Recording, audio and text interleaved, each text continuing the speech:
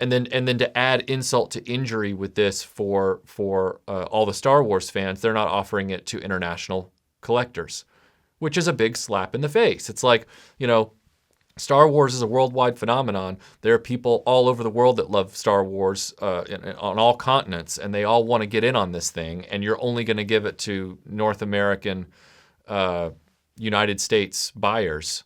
Well, great.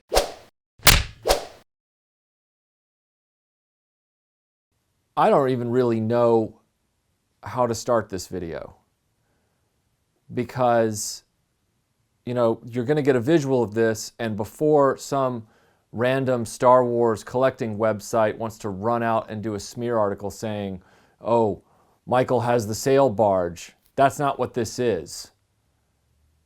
And I'm really trying to hold in my frustration because what I talked about a few months ago when this HasLab Sail Barge was announced, a lot of it is on us right now. And so I'm just going to read this letter that I received from someone who I don't know personally, but whose name I've recognized for several years as a RetroBlasting supporter on YouTube and social media. So let me just read this letter. I received this several weeks ago. Hi, Michael and Melinda. I hope you guys are both well and having a great start to the week. I wanted to reach out via Patreon in order to give you some veracity to this message versus the numerous posts you guys have to put up with on other social media channels. At any rate, and getting to the point, I always held a different view to yours regarding the HasLab plan. At its core, I felt it was a great way for the passionate designers who actually created the toys to get around the bean counters who only put profit above all else. In a nutshell, I felt the good in them. That's not to say I didn't enjoy the RetroBlasting perspective. Sharp, insightful, and considered as always. But despite this, I wanted to give Hasbro a chance and back the project. To pull a quote from Kent Brockman, this is probably a reflection of my never give up, never think things through approach to life.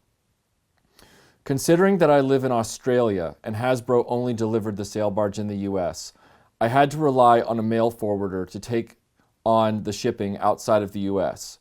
Unfortunately, in the time that I backed the project, the dimensions of the package that can be shipped greatly reduced, leaving my Sail Barge stuck in delivery limbo.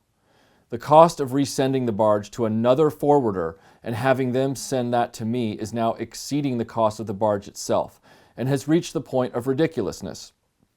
If I can't find an address to send it to, they will discard the item. So in that moment, I thought of you guys. I know you don't support the HasLab project, nor have you ever asked for the Sail Barge.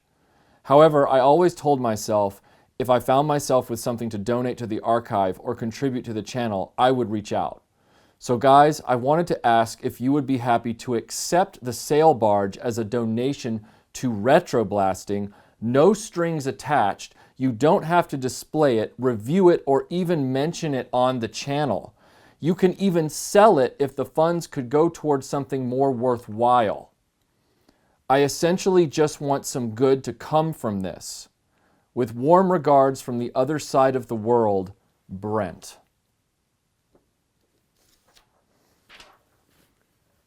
Now, I'm not throwing Brent's letter to the ground because I have any issue with Brent at all. I have a real issue with Hasbro on all of this. And I am not happy about the situation that Brent, and I have to assume other people, have ended up in because of the way Hasbro executed on this whole HasLab thing. I did not like the Kickstarter model. I did not like the fact that they wouldn't ship to fans outside the United States. All of these are coming from Asia anyway.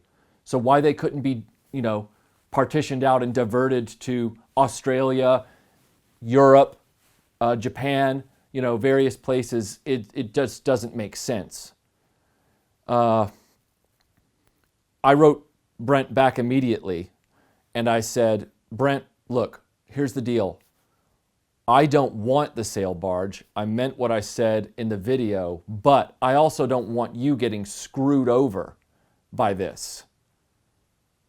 So what I proposed to him, because see what happened was, from what I understand, is that Hasbro kept adding things into the pot to sweeten it, to try and get more people to buy into it. And so it kept changing the dimensions of the box, from what I understand. Now, I could be somewhat off on that, but clearly the dimensions of the box changed from the time Brent made the deal with his shipping forwarder to the time it actually ended up in their hands.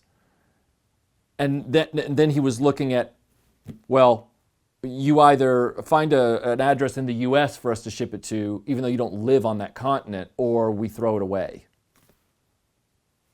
Well, I told him, I said, you know, you put your faith in Hasbro, Brent, and you put your faith in people who were trying to get more pre-orders, and to do so, they tried to rig up ways, not Hasbro, but other websites were trying to rig up ways to get European and Australian and other buyers to be able to make pre-orders for this so that it would reach the goal, right?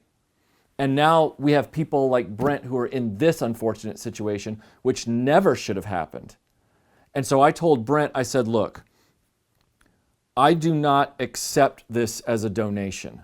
I'm gonna help you get an address, and then we're gonna find a way to get this barge to you as a Star Wars fan. We're gonna accomplish what Hasbro has failed to do for you. And I think everybody in the toy collecting community watching this right now can appreciate that and understand this, because this was avoidable. And I don't mean this is Brent's fault. I mean this is Hasbro's fault. This should never have happened, and Australian Star Wars fans should not have been denied this item and had to jump through all these hoops. So what I told Brent was, we're going to tell his story, which I just have. We're going to get it safely received, which we have. What I'm going to do is I'm going to get the figures out of this, and because apparently there's Yak Face and another figure in here, and I'm going to package those up in its own box and ship those to him now, so that he can at least get a piece of it while we figure out how to get this full vehicle to him, because that's what he deserves. He's already spent an ungodly amount of money just trying to figure out how he was going to get it from being thrown away and still not receive it. And he was willing to just give it away in the hopes that at least it wouldn't get thrown away. Unacceptable. Unacceptable. I'm so frustrated with Hasbro over this because of what happened, several months ago when I saw that they had announced it versus what's now literally landed in my lap, that there's no real enticement for me to review this. Now, I've spoken with Brent about possibly reviewing it, since it's here. He's not opposed to it, but the more I think about it, the more I'm just like, I just find the whole thing with Hasbro at this point despicable. I mean, they've literally left collectors out in the cold and dealing with situations like this. And they should feel responsible. And so should the Star Wars collecting websites that tried to push alternate payment plans and alternate shipping methods to coerce people into buying into this. This is ridiculous. I mean, you're welcome to leave a comment if you think that, I should review this. Brent has certainly said that I can before I send it on.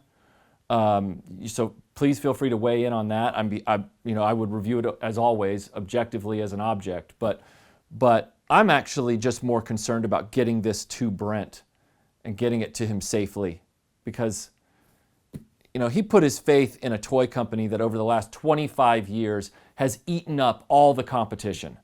They have run rampant like a shark through the waters of the toy industry and eaten up all these other companies, and yet their products have never been more poorly distributed. Their products have never been produced at such low volumes, and the quality control is bad, and then these business decisions are leaving people like Brent, who spent hundreds and hundreds of dollars on this item and was willing to spend hundreds and hundreds more to get it to Australia, like high and dry. Hasbro should be contacting us to figure out what to do about Brent's Sail Barge. Seriously, they should. They don't have the ethics to do that, but they should. Hasbro should be delivering this the last mile to Brent. And they're not. RetroBlasting is going to be figuring out how to deliver this the last mile to Brent. And that doesn't make me noble, okay? That's the right thing to do for Brent. And it's the right thing to do for anybody who is a passionate Star Wars fan. I don't even know. So, yeah, I didn't want one. I didn't buy one. And through a situation like this, one showed up on my doorstep. So feel free to leave a comment below about if you think it should be reviewed. I'm impartial at this point about that. Please don't leave comments. If you leave any comments slamming Brent or comments trying to weigh in on what Brent should or shouldn't have done, I'm going to delete them, because we're all toy collectors and we all know what it's like to get excited about something that a company is offering and trying to figure out a way to make it happen. So if you start throwing spitballs at Brent, I'm not going to be happy, all right? This is not his fault. There was a lot of propaganda and stuff going around, to try and independent fan marketing going around this time, trying to get people to feel confident who are outside the United States to buy into a pool, of pre-orders that will then get shipped in bulk out of the United States after it gets made. I saw it. I was watching it. That's why I made the video I made. Anyway, feel free to leave a comment about whether or not, we should even tackle reviewing this, and I'll sort through those and we'll see what the consensus is.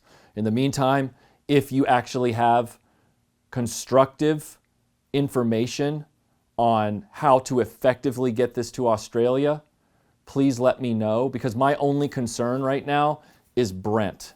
My only concern right now is getting him his dream collectible from Star Wars. And if you're a rep for Hasbro, contact me, because you guys need to do right by Brent.